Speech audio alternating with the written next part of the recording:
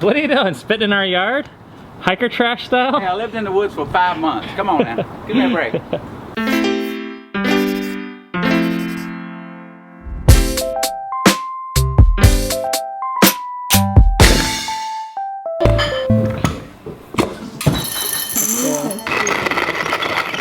This is for your little quiet time this morning. Whoa, really? These are manuscripts of our book. Whoa. Okay. Is this the whole book? Two of these is the whole book. So one is one half.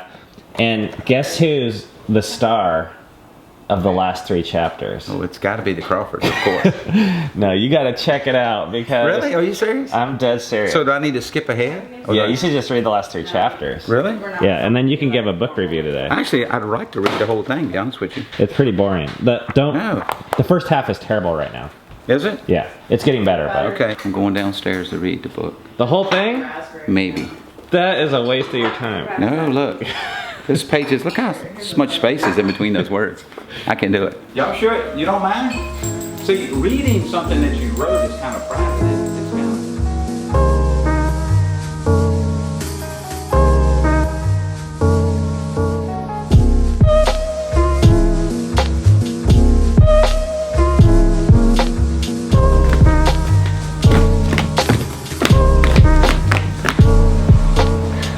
Fun down here.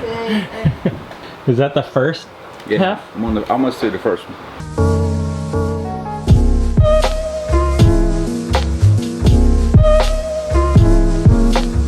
You finished? I finished. What'd you think? Man, that's a big undertaking to put all of that on paper. You kind of relive it as you're reading it, but you cry a little bit, sweat a little bit, get scared a little bit, because like, wow, especially the scariest part was the blizzard. But I'm getting more detail. The book gives you details of what y'all went through in detail that I didn't know about, well, nobody knew about. Y'all have expressed a lot of fear and uncertainty that eventually changed into confidence and then, you know, pressure too at the end. You're up and down through the whole book. Does that make sense? Yeah. Like I feel like I hike. What'd you think of the last 3 chapters? Well, I'm not big on me, but I didn't realize how much it meant to y'all. I mean, that made me tear up to see. I mean, it's good to be efficient. I'm always looking at how to be efficient and, you know. That's what you took away from it, was efficiency? Well, no. But I didn't realize how much it meant to y'all. I'm always looking at how effective and efficient I am and what the Leapfrog Cafe is, for me personally. Yeah. But I try not to get too deeply into it because then I focus on one and not the group. So I have to focus on everybody. I can't just focus on one story. So to step back and now look at one particular family that how affected them, it reaches me emotionally. Oh yeah, I was crying. I was crying. But yeah, so fulfilling. But I try not to get that deeply attached because then I need to be there for everybody. Yeah. Does that make sense? Oh yeah, totally. So I got more out of it. You know what shocked me was the Child Protective Services. That was just like, wow. It's like you come out of the bathroom and you get slapped in the face. That was like, what? At that point, that had to be your lowest. Or the negative comments, that made me angry. But it also teaches you about when you're out there, this is what you have to deal with. Because I have to deal with the 1 or 2 hikers that treat me like crap too. Yeah. You got to learn to let it slide off your back, right? Yeah. And not sink in. That's hard. That's why we put a lot of that stuff in there. Not that bad. All right. We are here with Tim Fresh Ground Davis. That's me. Who has played a really fun role in our life, really in the last year. Been pretty cool. I think most of you guys have probably seen our Appalachian Trail videos where we hiked the AT, and really in month 4 on, Tim became an instrumental part of that story. So I'm not going to ruin it for you. If you want to find out more about that, you can watch our documentary. Yeah. And we've interviewed Tim twice on this channel, explaining the story of how he kind of got to what he's doing already, so we're not going to cover that either. This year in March, our family went and did trail magic. So we prepared food for hikers for 3 solid days in North Carolina, and we saw Tim there. That's right. It was one day. Yeah, I think we all do. And then we said goodbye, and we came back home, and you did not. You have been very busy for the last 4 months. Can you explain to people what you have been doing for the last 4 months? I'm Fresh Ground, and I run the Leapfrog Cafe, which is used to be kind of like a home-cooked meal on wheels thing for hikers. Only worked to early Nobos, early northbound hikers on the Appalachian Trail. Started in Georgia, go to Maine. And we worked out of a car for 4 years, and this year was unique because got a van. Pretty cool, right? Now you call this the Leapfrog Cafe, but for people that don't know what you're talking about, right? I mean, you pull up your now van to a road. Sometimes it's like a parking lot that's like a strip of dirt that's like trailhead mostly. Yeah. And then you pull out your tables, that everything you've provided and made, and it's a one-man show, and you start making food from scratch. Yeah, I mean, it's repetitious. You know, my meals are pretty much the same every year. Change them a little bit for the basic, but you know, the thing about what I do is I start out early. Hiking is uncertain. They get out and they get into an uncertain thing, and so I'm trying to provide something that's familiar. You know, when they come to my setup every time, they know how to set up. First of all, you're gonna get there, you're gonna get all you can eat, right? Yeah. There's no pressure.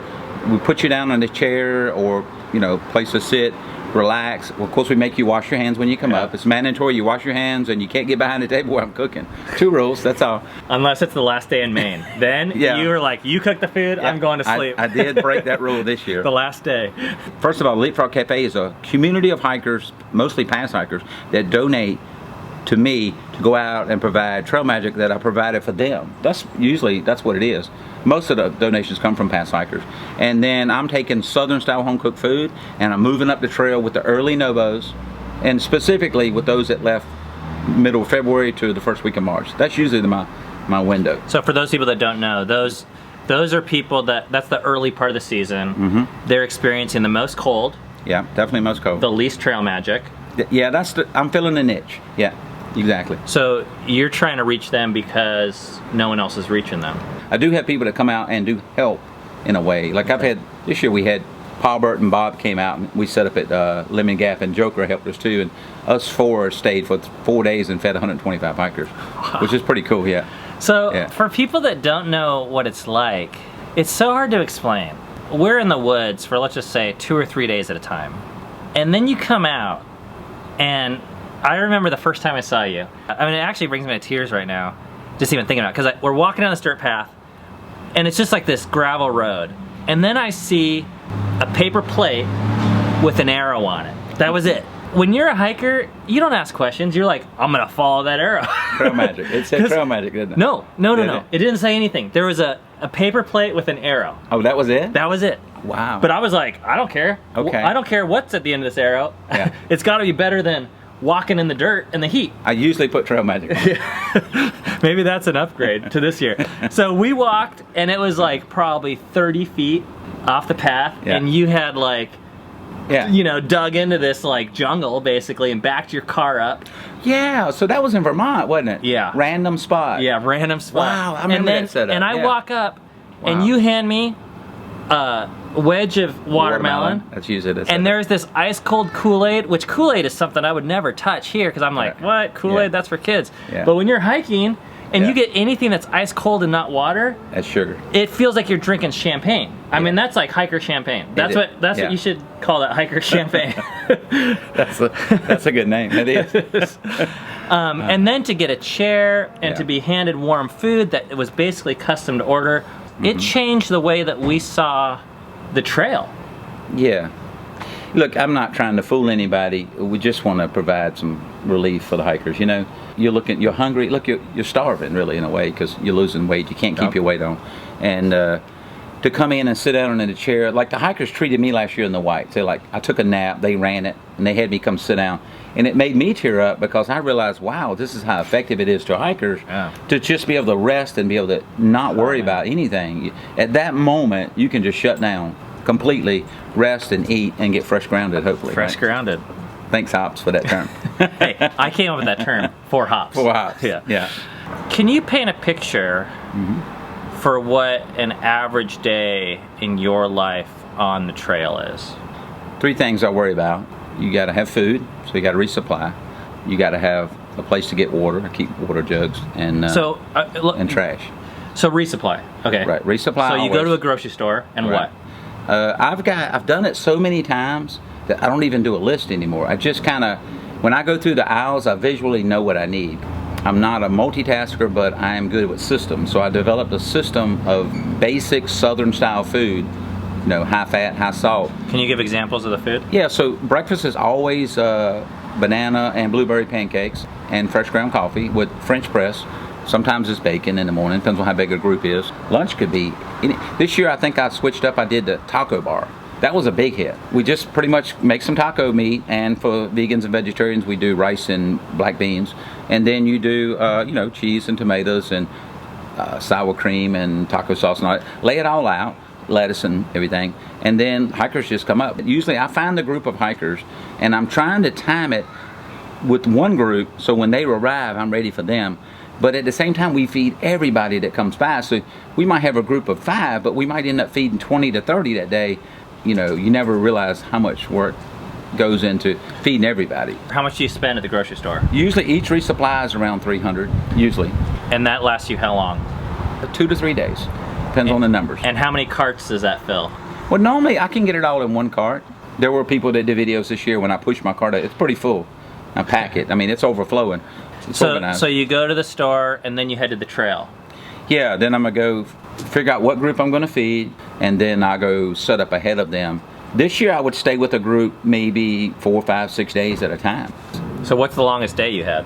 The longest day as far as feeding? Yeah. The 100-mile wilderness at the end was just, it gets crazy because you got southbounders coming, I'm set up on northbounders, and then I found out you have these high school women in the Northeast do these adventure groups or whatever, and there are like one group I remember one day was going the whole length of Maine going southbound.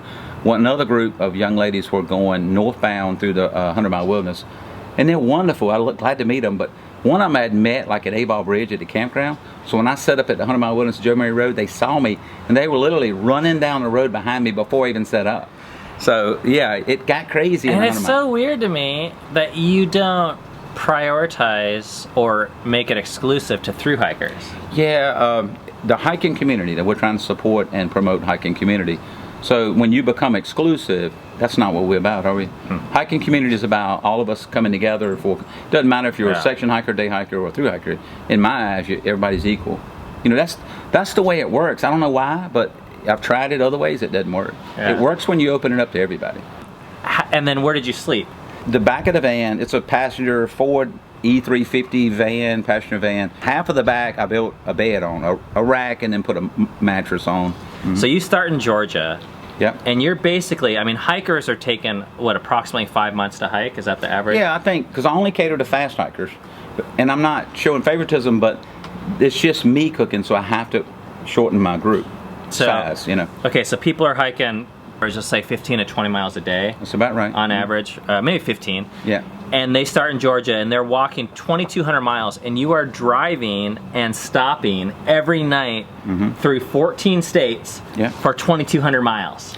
Yeah. For 5 straight months cooking food. But I did get some breaks, okay? I did go home twice to work for a week. For how long? A week, and then I went home and worked another week, and then I went to my mom's and helped her for a few days splitting wood. You're not getting paid. No, this is a ministry. This is a volunteer service I provide for the hikers. Well, I shouldn't say I provide. The donors work through me to get this system we have in place working. Yeah. What is it about hikers? What have you noticed about hikers that makes what you do unique? Because you could set up food and serve it on our street. Yeah, that's true. But hikers are different. Like this year, I actually had a chef. I made a burger and gave it to a guy, and he says, "Best burger ever," German accent. And I was like, yeah. We call it the peanut butter effect, meaning that you make a peanut butter sandwich at home, it's peanut butter. You go down the road 100 miles in the car, it's the best peanut butter sandwich ever. So we describe that effect as the peanut butter effect. But this German man looked at me and almost had tears in his eyes, and he said, "I am actually a retired chef." And he pulled his phone out and showed me him with a chef hat on. He was a professional chef. And he said, one of the best burgers I've ever had in my life. To give them a surprise or what they need. Like in the north, you need protein bad. So a big fat juicy burger. Yeah. I don't know, it's just how do you describe? Hikers just tend to, they need it, they appreciate it.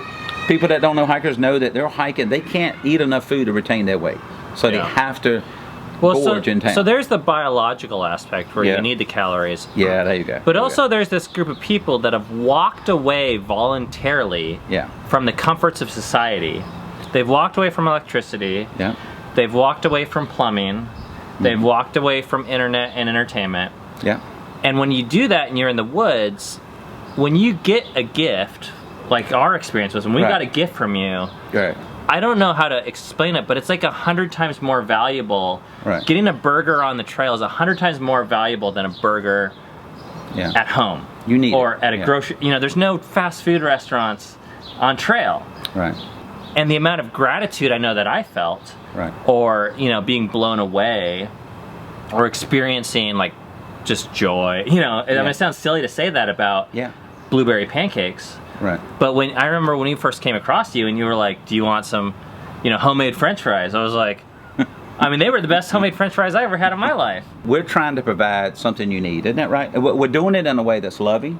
We're doing it in a way that brings people together. I've seen so many people get to a point where they're all starting to eat and feed, and I step back and I see all these people talking and relaxed and no stress on their face. They got their packs on the ground, and you're able to just shut down for a while, socialize. It's a beautiful thing to be in my shoes watching it. It's work. I mean, I'm be honest with you. Physically, to get up early, get everybody ready, being a morning person helps. You don't get paid, but I noticed you treat it like a job. I mean, so it has to be. Has to be.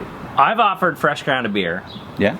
And you said you don't drink alcohol during the entire 5 months or 6 months. In the past, we've run into a little bit of conflict. I lose control when I shut down. I need to be in control at all times. So I had been drinking, and I noticed that it got a little bit out of hand. I want to have my eyes on everything at all times when I'm up and running. I mean, you take it serious. If I give you money to do something, I expect you to do it properly. So I'm taking that responsibility, that leadership role very, very serious. Yeah, have to. So the final thing I want to talk about, this is your what number year?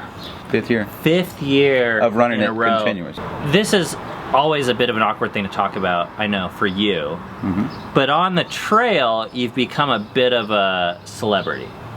As far as I know, but as far as the trail is concerned, when people come up to you and you're like, "Hey, I'm Fresh Ground," they know who you are, right? A lot of people do. Some of the newer hikers, I mean, we're both. You know, we run through. Okay, don't try. We joke about this. Is your interview. Celebrity status. We're just normal people. So for us, it works against. On that very narrow strip of dirt, you're famous. As long as you don't leave that. The food. It's the food, it's the food. But it didn't start that way. Your first year. You started off with, how much money did you start off with? Probably around $1,500 to put towards food. Which was enough to get you how far? I got 2 setups out of that. That's about, what, 60 miles? No, I did 100 miles. 100 miles out of 2,200 miles. He had enough money to just do 2 stops. I was willing, and I had a system, and then they were willing to donate funding, keep it going for 2 more months. So that was so people gave you money, and then you went until you ran out of money. Well, back then we were able to put a donation jar on the table, and that's what ran it. We didn't do any kind of no YouTube, no fundraising, no nothing. And it wasn't even planned, right? Oh no. We never knew if this was the last day or the next day, so we just took it day by day. Okay, so you made it 2 months. 2.5 the first year, and then the next year, how far did you make it? I think we made it about 2 months the next year. And then this 3rd year, about 2 months. And I just want to I mean, this is the thing that I'm really excited about. How old are you? I'm 55. Okay, so you're 55. And most people are settling into working their 25th year at some job. And they're collecting their Social Security or thinking about it. And retiring. I'm thinking about it too. And you're out here, I mean, it's just really kind of crazy to me, like how it got here. And I think people might look at you now and be like, well, of course he does it. Like, he's kind of famous with this group of people, but it did not start that. It started off as a crazy, people thought you were crazy, right? Well, my neighbors call me crazy neighbor, of course, Because you left your job and you're like, I'm going to go feed hikers until I run out of money? I mean, who does that? It's a call. It came from within. I felt the burden to do this. I mean, this is an expression of my faith. We talked about this, and I want to provide a way for everybody, no matter who you are, or what you believe, or what lifestyle you live, to be welcome and to relax and know you're loved without a hidden agenda. That's always the way I want it to be presented. A way for everybody to come in and feel equal, equality and no judgment. And that's what it's all about. Maybe that's what we've found on the trail, and I'm trying to, in a small way, repeat that. I don't know, but it works. It's amazing. It did start small, and it's gotten a little bigger. So this year, still the same though. You said you had more money than you've ever had. Is that true? I think so. Well, the van takes quite a bit of money for gas. Okay. So, and then we move every day. So you had enough money to make it all the way from the beginning of the trail in Georgia 5 months to the end of the trail in Maine. That's a good goal to target. And plus, I get a little burnout. I came here. You're working to end my hike, and this is a tradition maybe we've started now. At the end of every year, come by and hang with the Crawfords and laugh and watch movies, and we're just having a great time here. Yeah, but 5 months is perfect, don't you think?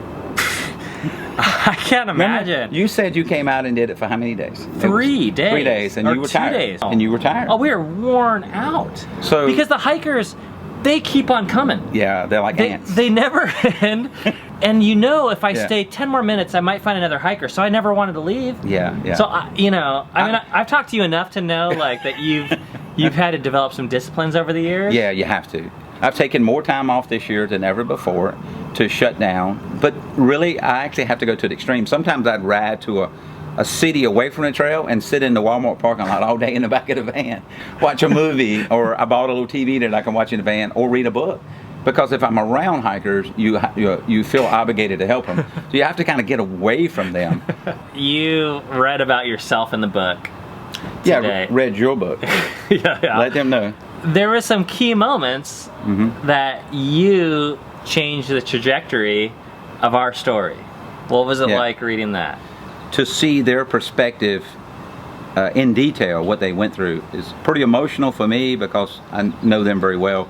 To know what it's like to take a family of 8 through the hike is unreal. But as a hiking community, we cheered y'all, we tried to help y'all, and it was an amazing, beautiful thing for all of us to be a part of your hike too, you know. Yeah. I don't know, just looking back on it, I didn't realize how much it helped y'all. And I didn't want to focus on it because I'm always looking for everybody, the whole group, who's coming in. I can't focus on individuals because then I lose my focus and there might be needs I missed. But yeah, looking back and see the difference I made in y'all was pretty overwhelming. And there's a few key stories that I don't want to ruin here that are going to come out in the book that I can't wait for you guys to see about what we learned from Fresh Ground. Yeah. Are you planning on doing this next year? I really feel like I'm supposed to. I really feel like that we will continue the Leapfrog Cafe. So one of the things that I think we're going to do is if the book ever gets printed, which it will, we're going to figure out how to donate. I don't know if it's 20 or however many copies to you. Right. So that all the proceeds will go to feeding hikers next year. Because we've seen, you know, we've donated last year. You did? I don't really like donating to places because I don't know. I'm like, is this money going to get used well? When I was out there, when I saw what you do, I'm like, oh, this dollar, it's going to change someone's life. You know, I don't know how else to say it. Like, because the watermelon, it changed my life. Changed your day. It changed my day. Well, I'm writing a book about it. Yeah. Too. Yeah. You know, so you can see how much of an impact it had that I'm thinking about more than a year later. I guess we'll post links, you know, down below. If you guys want to support what Fresh Ground is doing for the 2020 hiking season. 2020 season, yeah. Yeah, you guys can do that. We do it, and I think it's cool. It's a simple thing we do, right? Set up a little kitchen as a table with a cooler and a stove and cook, but it's so much more that happens. I don't know, we're like-minded in a way. We're non-judgmental, right? We're all about spreading some love, right? Absolutely. If people are at home, they can send you money, but you really encourage people that are just at home, if they're near the Appalachian Trail, to get out there. Yeah, definitely. We would love to have donations because that's the way the Leapfrog Cafe runs. But ultimately, we'd love for you to experience what we have experienced as a hiker and as a trail angel, if you want to call it that. So I encourage you, go out and find out what the hikers need. Don't go out with what you want to give them. Go out and find out what hikers need. Hikers always want something to drink, cold to drink, right? Can't never go wrong with a soda or a jug of Kool-Aid. Hiker champagne. Yeah. You can always give them chips, candy bar, snacks. Fruit is big. Home-baked goods. I've seen people come out and hikers go crazy over somebody baking some cookies or some brownies or something. Some of you might want to come out and just slack pack hikers. I know some trail angels that their focus is slack packing. Which is you know? to take someone's pack ahead, and they meet you, so they don't have to carry their pack. Yeah, you put your pack in your vehicle, and then you plan to meet them around at a certain, so they can hike all day without their pack, or half a day without their pack.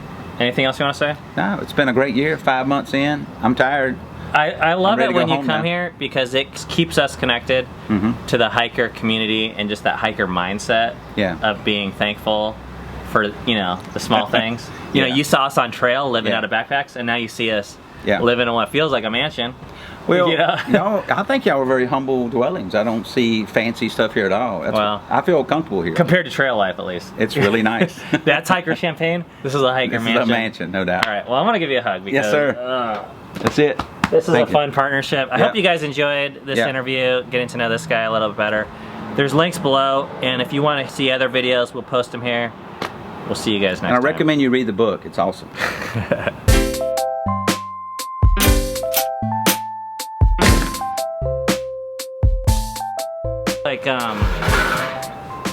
Like an update on what you've been doing for the last 5 months. Oh, okay. Cool. Cool. All right, but you got to scoot in here a little bit. Oh, yeah, we are. And you got to look at that thing right there. Not that.